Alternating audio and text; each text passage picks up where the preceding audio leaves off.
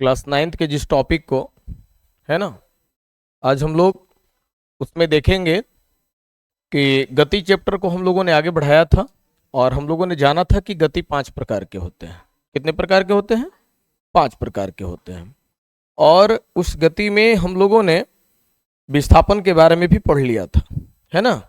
और आज जो हम लोगों को पढ़ना है ना, वो पढ़ना है अदिश और सदिश के बारे में। किसके बारे में? अदिश और सदिश के बारे में। क्लियर है ना? अदिश और सदिश क्या पढ़ना हम लोग को? अदिश, अदिश एवं सदिश, अदिश एवं सदिश। क्या आप लोग जानते हैं अदिश किसको कहते हैं? अदिश जैसा कि नाम है, अ माने न, अदिश माने जिसकी दिशा न हो, यानी जिसमें दिशा सुनिश्चित नहीं है, जिसका डायरेक्शन निश्चित नहीं होता है, जिसकी दिशा निश्चित नहीं होती है। जैसे चाल, अगर कोई आदमी अपने जगह पर ही खड़े खड़े ऐसे ऐसे घूम रहा है, ऐसे ऐसे घूम रहा है, हाँ ठीक है ना, अब बताओ ना वो कौन सा डायरेक्शन है उसका? गोले गोले घूम रहा है तो चल तो रहा है, स्पीड तो है। अगर कोई आदमी एक ही जगह पर मोटरसाइकिल को गोल गोल घुमाया है ना, समझ में आ रहा है कि नहीं आ रहा है? समझ में आ रहा है? तो हृदय की धड़कन, अगर हृदय धड़क रहा है किस दिशा में, हम ये तो बता सकते हैं कि भाई 1 मिनट में हमारी हृदय जो है वो 68 बार धड़की, 70 बार धड़की, 72 बार धड़की, है ना। लेकिन ये पूछा जाए कि हृदय किस दिशा में धड़क रहा था, तो हमारा क्या जवाब होगा? आप लोग क्या बोलेंगे? बोलिए, आप लोग क्या बोलेंगे? कि सर कोई दिशा नहीं निश्चित था, पूरब, पश्चिम, उत्तर, दक्षिण, किस दिशा में धड़क रहा था? कोई डायरेक्शन निश्चित नहीं था, कोई दिशा निश्चित नहीं था। ठीक है कि नहीं? तो प्यारे बच्चों, हृदय का धड़कना यह भी एक अदिश राशि है। चाल एक अदिश राशि है। क्या है? अदिश राशि है। कार्य क्या है? एक अदिश राशि है। कार्य क्या है? अदिश राशि है ना। कार्य क्या है? अदिश राशि है। समझ में आ रहा है कि नहीं आ रहा है? हा? तो कार्य एक अदिश राशि है, चाल एक अदिश राशि है, हृदय का धड़कना एक अदिश राशि है ना। मतलब वो सभी चीजें, वो सभी क्रियाएं जिसमें दिशा निश्चित नहीं होगा, परिमाण तो उसका होगा, परिमाण उसका होगा। जैसे द्रव्यमान क्या है? अदिश राशि है। द्रव्यमान क्या है जी? अदिश राशि है। क्यों? क्योंकि हम अगर ये कहें कि कोई वस्तु 4 kg का है, 10 kg का है, तो ये 4 kg, 10 kg, 20 kg, 50 kg, ये तो उसका परिमाण बता रहा है भाई। कि अगर चीनी है तो क्या केजी है भाई? तो ये 50 kg है। आलू है तो ये 5 kg है। टमाटर है तो 2.5 kg है। तो ये उसकी मात्रा तो बता रहा है, लेकिन क्या उसमें उसका कहीं दिशा का कोई है जिक्र? दिशा का कोई जिक्र है? क्या कह रहा है कि आलू 5 kg है, वो पूर्व दिशा में है, चीनी 50 kg है, वो दक्षिण दिशा में है। बोलो नहीं ना। तो प्यारे बच्चों, आप इतना जान लीजिए कि कोई भी वस्तु का परिमाण अगर है, कोई भी भौतिक राशि का परिमाण अगर है, लेकिन उसकी दिशा निश्चित नहीं है, तो हम उसको क्या नाम देंगे? अदिश। क्या कहेंगे? अदिश। और प्यारे बच्चों, अदिश को हम लोग स्केलर कहते हैं। अदिश को अंग्रेजी में क्या लिखते हैं? स्केलर। इसको स्केलर क्वांटिटी बोलते हैं, है ना। और इसको क्या बोलते हैं? वेक्टर। सदिश को क्या बोलते हैं? वेक्टर। यह है स्केलर और यह है वेक्टर। देखिए बच्चों, हम कोई भी physical quantity that means, physical quantity का मतलब क्या हुआ? फिजिकल क्वांटिटी, फिजिकल क्वांटिटी का मतलब हुआ भौतिक राशि। क्या हुआ? जी हां, क्या हुआ? भौतिक राशि, भौतिक राशि। क्लियर है ना? क्या हुआ? भौतिक राशि।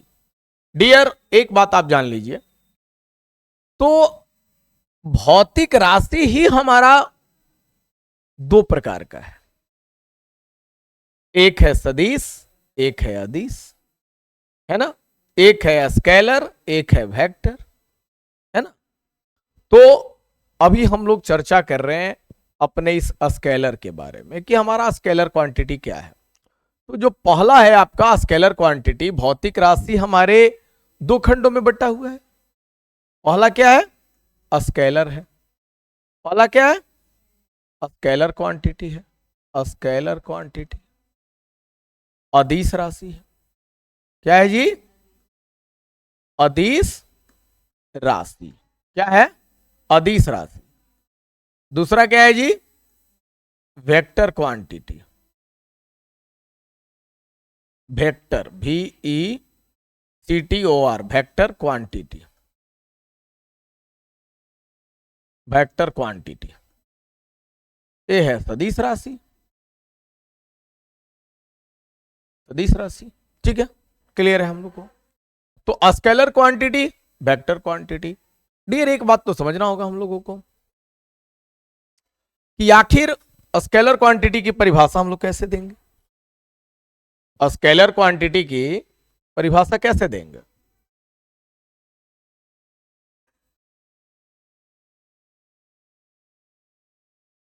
क्या लिखेंगे स्केलर क्वांटिटी में?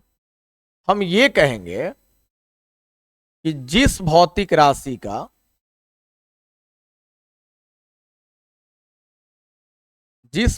राशि का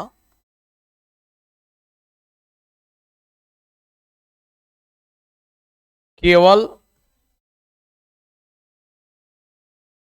परिमाण हो,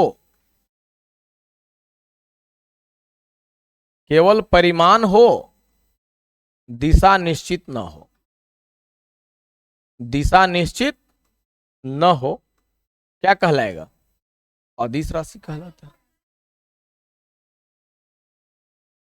अदिश राशि कहलाता है। अदिश राशि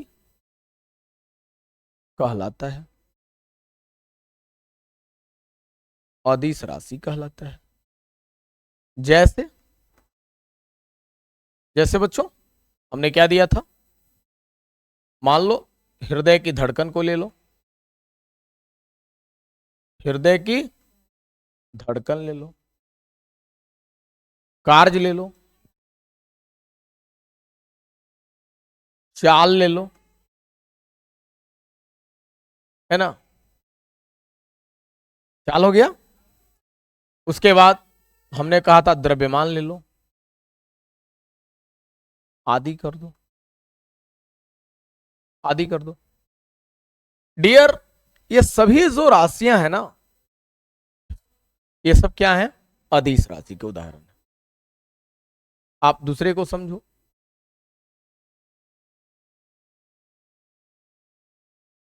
सदिश राशि के बारे में जानो।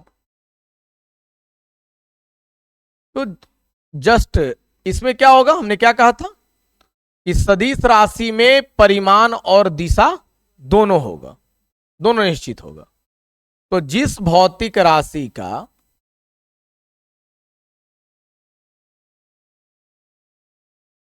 परिमाण एवं दिशा दोनों निश्चित, क्या कहलाएगा? सदिश राशि कहलाता है। गुड, सदिश राशि कहलाता है।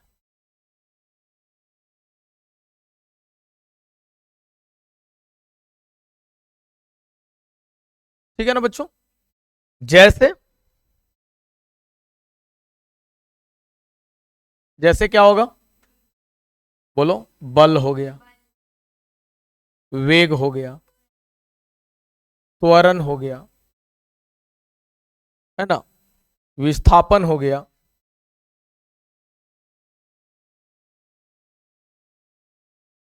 आदि। ये सब क्या है?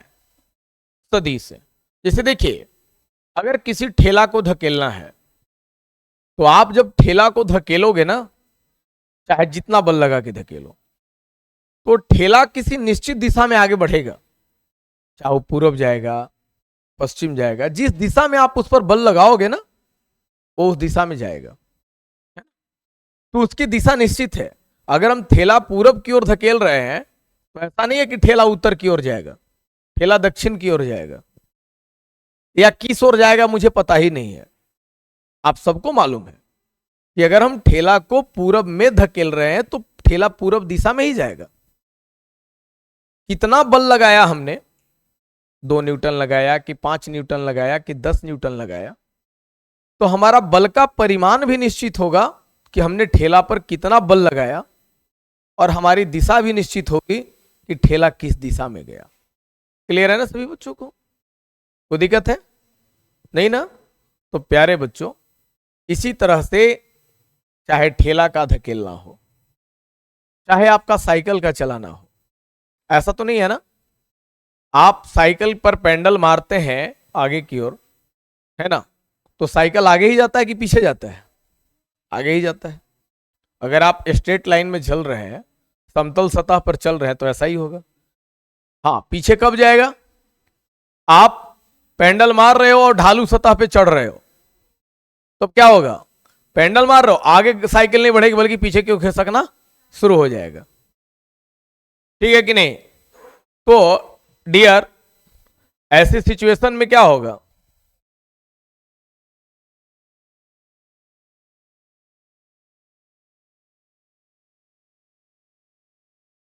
ठीक है ना?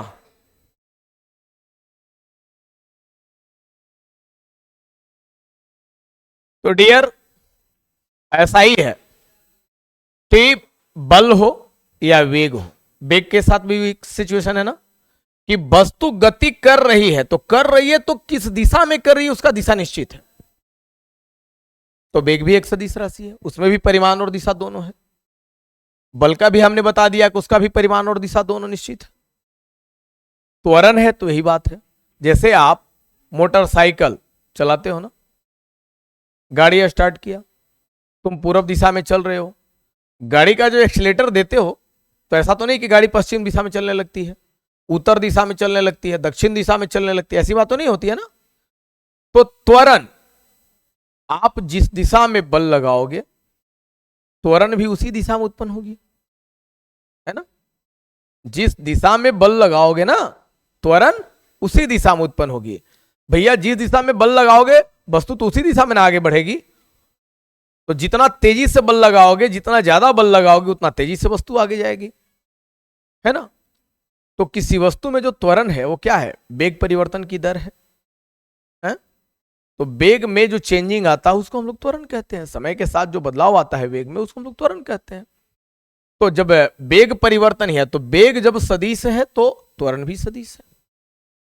आज ये विस्थापन में, विस्थापन के लिए हमने पिछली कक्षा में जब हमने पढ़ाया था तो आपको बताया भी था कि विस्थापन में क्या है, एक निश्चित दिशा में तय की गई न्यूनतम दूरी, यानी कम से कम दूरी।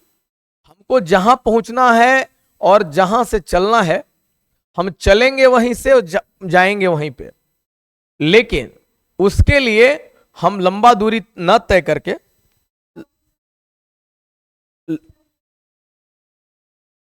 लंबा दूरी तय कर करके, और फिर क्या है ना, वस्तु क्या करेगा,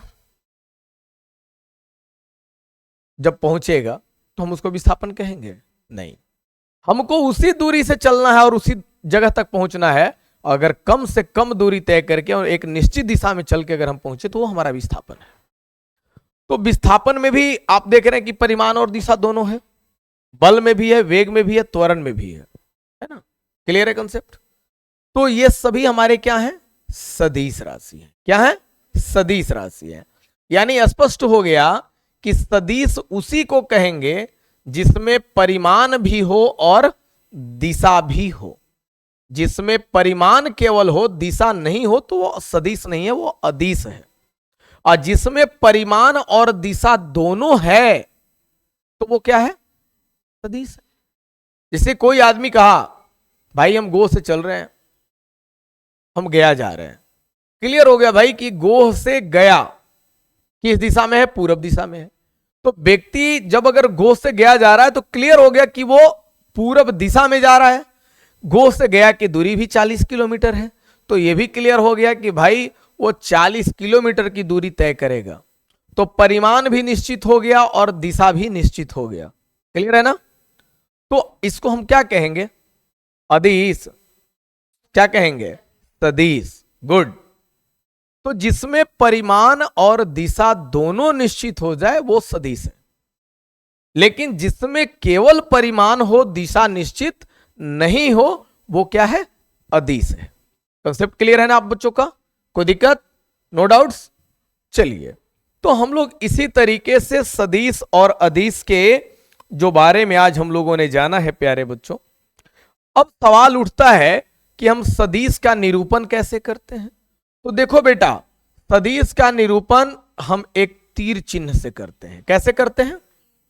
एक तीर चिन्ह से करते हैं, एक एरो से करते हैं। किसी से? एरो से करते हैं, है ना? किसी से करते हैं बेटा? एरो से। एरो, एरो से करते हैं। क्लियर है ना? तीर चिन्ह से। किसी से? हां, तीर चिन्ह से हम सदिश का निरूपण करते हैं, तीर चिन्ह से। ठीक है ना बच्चों? तीर चिन्ह से। अब आप देखिए, जैसे मान लो अगर किसी वेक्टर को दर्शाना है, मान लो कोई ये वेक्टर है,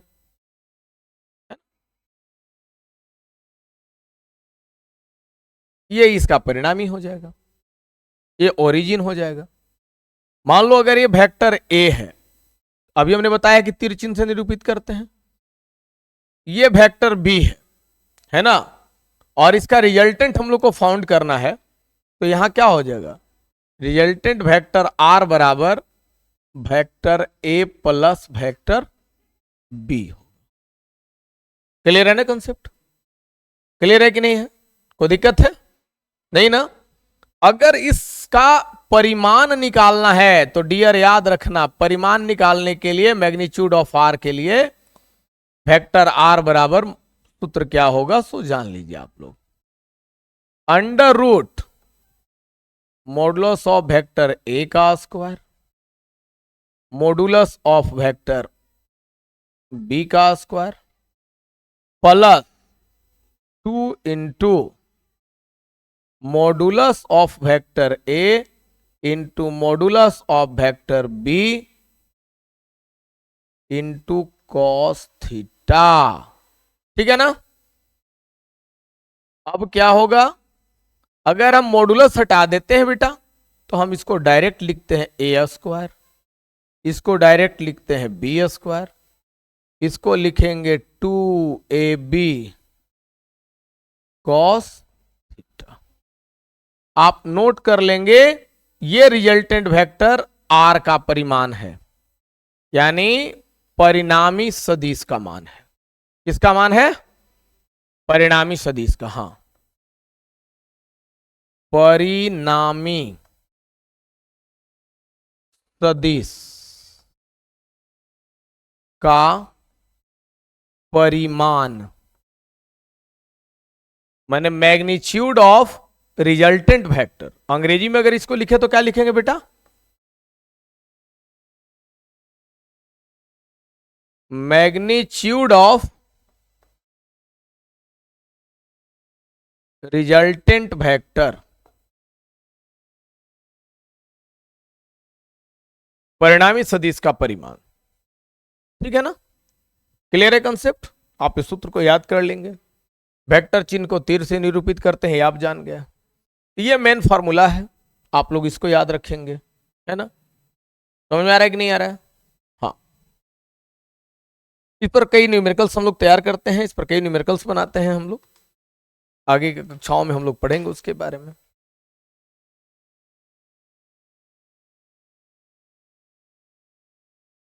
तो देखिए, आज के क्लास में इतना ही। तो जैसा कि हम सभी बच्चों को हमने बताया है कि 31 मार्च से मेरा जो है आपका बैच हम स्टार्ट दे रहे हैं। 31 मार्च को तो इंट्रोडक्शन क्लास है, चाहे क्लास 9th हो, 10th हो, 11th हो, 12th हो। या कंपटीशन क्लास हो। लेकिन 1 अप्रैल से यानी सेशन से आप लोगों का क्लास स्टार्ट हो जाएगा। तो जो भी बच्चे अभी तक मेरा ऐप को डाउनलोड नहीं किए हैं, स्पेक्ट्रम ग्लोबल स्टडीज गो को, वो सारे बच्चों को मैं बता दूं कि मैं गगन सर और हमारे शिक्षकों की टीम आपके गो से हम लोग लाइव क्लास आपको दे रहे हैं। 1 अप्रैल से आपका लाइव क्लास, 31 मार्च से मैं लाइव क्लास का स्टार्ट कर दूंगा। 31 मार्च को आपका स्टार्टिंग है, वो जो आप इंट्रोडक्शन क्लास कह लीजिए। उसी दिन मैं आपको बताऊंगा कि मैं कितने बजे से किस क्लास के लिए लाइव आऊंगा या हमारे शिक्षक लाइव क्लास देंगे। तो आप लोग जो भी अभी तक हमारा ऐप डाउनलोड नहीं किए हैं, वो स्पेक्ट्रम ग्लोबल स्टडीज गो, फिर से एक बार नाम को याद कर लेंगे, स्पेक्ट्रम ग्लोबल स्टडीज गो, इसी नाम से प्ले स्टोर से मेरा ऐप है, आप उसे डाउनलोड करें और जिस क्लास के लिए आप कोर्स परचेज करना चाहते हैं, चाहे वो क्लास 9 के लिए हो, 10 के लिए हो, 11th के लिए हो, 12th के लिए हो या कंपटीशन की तैयारी करने के लिए हो, आप लोग प्ले स्टोर से जा करके मेरा ऐप से डाउनलोड कर करके और आप लोग पेड बैच के लिए आप रिक्वेस्ट में जा सकते हैं, बैच को परचेज कर सकते हैं। साथ ही अगर हमारे कई डेमोज देखने हैं तो हमने कई क्लास का स्मॉल डेमो हमने डाला है, आपको यूट्यूब पर भी इसी नाम से हमारा चैनल है स्पेक्ट्रम ग्लोबल स्टडीज गो। आप यूट्यूब पे जाइए, सर्च कीजिए स्पेक्ट्रम ग्लोबल स्टडीज गो को और उसमें आप देखिए हमारे शॉर्ट्स भी डाले हुए हैं, हमारे वीडियोज भी डाले हुए हैं, 1-2 लाइव भी छोटा स्मॉल हो सकता है और मैं तो कंटिन्यू लाइव आऊँगा आपके साथ 31 से। तो आप लोग देर ना लगाएं, यूट्यूब चैनल को भी आप लोग लाइक करें, सब्सक्राइब करें, शेयर करें, सर्च करके ज़्यादा से ज़्यादा दोस्तों में शेयर करें और जितना ज़्यादा से ज़्यादा आप सब्सक्राइब करेंगे आपको कंटिन्यू हमारे वीडियोज आपको मिलते रहेंगे। मैं गगन सर, आप सभी जानते हैं कि मैं एजुकेटर और मोटिवेटर मैं दोनों हूँ। मैं आपके लिए मोटिवेशनल वीडियो भी कंटिन्यू डालता हूँ और मैं आपको एजुकेशन भी दे रहा हूँ।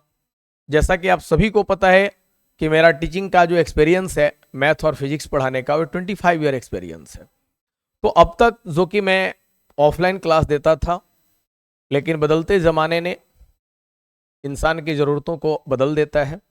तो आज मुझे लगा कि सुदूरवर्ती देहाती क्षेत्र के बच्चे, जो बहुत सारे बच्चे हैं जो आर्थिक तंगी के कारण सुदूर देहात से शहरों तक नहीं पहुंच पाते हैं, आर्थिक तंगी, अर्थाभाव, पैसों की कमी, तो वैसे बच्चों के लिए वरदान है ये ऑनलाइन क्लास। आप लोग को हम सरल से सरल भाषा में, आसान से आसान भाषा में और बिल्कुल आपके क्षेत्रीय भाषा में, यानी बिल्कुल देहाती भाषा में मैं आप लोगों को उदाहरण देकर के मैं कोशिश कर रहा हूं और कोशिश करूंगा भी कि आपको ऐसे कंटेंट्स में दूं, ऐसे तरीके से मैं पढ़ाऊं कि आपको हमारी पढ़ाई गई या हमारे शिक्षकों के द्वारा पढ़ाया गया हर टॉपिक आसानी से आपके दिमाग तक उतर जाए और जब पढ़ाया जाए तो उसी समय आपको सारी बात समझ में अच्छे से आ जाए। तो मैं गगन सर, आप सभी बच्चों से मैं पुनः रिक्वेस्ट कर रहा हूं कि आप लोग स्पेक्ट्रम ग्लोबल स्टडीज गो इस चैनल को यूट्यूब से भी सर्च करके लाइक, सब्सक्राइब, शेयर करें और प्ले स्टोर से जाकर के ऐप को आप इंस्टॉल करें और जिस क्लास के लिए कोर्स परचेज करना है आप लोग उस क्लास के लिए कोर्स परचेज करें, क्लास 9, 10, 11, 12 और कंपटीशन की तैयारी के लिए। धन्यवाद, आज की क्लास में इतना ही।